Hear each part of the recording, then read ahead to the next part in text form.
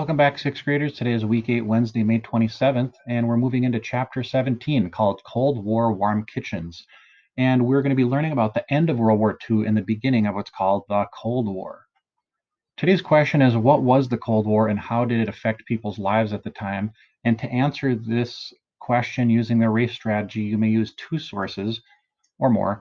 One is this video you're watching, or you can interview a parent, a grandparent, or older friend, somebody who lived during the Cold War. You can watch a video clip on page 1701 in Northern Lights. You can read some of the text in Northern Lights or do your own research. Let's get started. So to understand this, you have to understand there was tension.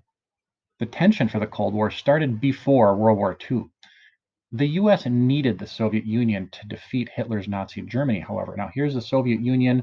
This includes Russia and a number of other now smaller countries. So sometimes we say Russia and Soviet Union interchangeably, but I'm going to be using Soviet Union because it's a little bit larger area of land than Russia. So here we have the Soviet Union, USA, Great Britain. These ones in blue are allies. The red ones are the Axis. So notice how Soviet Union and Great Britain are kind of on either side of Germany. This is going to help defeat Germany. We have the leaders from the Axis and the Allied nations. So here we've got Great Britain's Winston Churchill, Joseph Stalin from the Soviet Union, Franklin Delano Roosevelt from the US. These three need to work together to defeat these three. So Hitler from Germany, Hirohito of Japan, and Mussolini is a non-factor from Italy. So ending the World War II. Now, the United States and Great Britain needed the Soviet Union to defeat Germany. Here's Germany, Soviet Union over here. However, the United States and the Soviet Union did not trust each other, and tension rose between these two countries near the end of World War II and after. Now, Germany surrendered on May 1945, all because the US and Great Britain and Canada attacked west to east. Remember, storming the beaches over here through France toward Germany. And then the Soviet Union attacked east to west through Poland into Germany.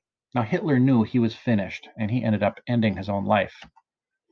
Now, a little bit about the Soviet Union. It was led by Vladimir Lenin from 1917 to 1924, and he basically brutally started a one-party system called communism. And most people, as a result, did get jobs, but he ruled with an iron fist. When he died, Joseph Stalin took over, and he ruled for quite a long time, over 30 years. He was what you'd call it, I'd say a dictator of the Soviet Union, and responsible for more deaths than Hitler. So understand how the US was a little uncomfortable in having to work with them to defeat Germany. Now, people in the US feared the spread of Soviet-style communism for its brutality and control of nearby countries. Wealthy people also feared they would lose their wealth. So that was one of the fears Americans had about communism.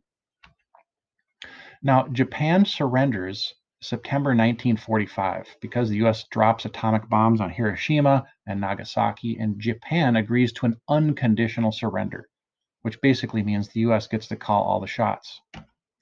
Now, here's some results from World War II. Japan is not allowed to have an advanced military, and Japan is rebuilt by the US and gets US military bases installed on Japan, a particularly humiliating defeat. The irony, though, is Japan ended up becoming a very close friend of the United States. Results of World War II with Germany. Germany then is divided between the West and Russia. So here's West Germany, here's East Germany. So the US, Great Britain, France get West Germany over here. They rebuild it. They install military bases. Now, West Germany has more freedom and a stronger economy. Now, the Soviet Union gets East Germany. They rebuild it. They install their military bases. And East Germany gets less freedom, but they have a weaker economy. And then I'm going to talk about results of World War II for Jewish people in my next video clip. So hang in there before I run out of time.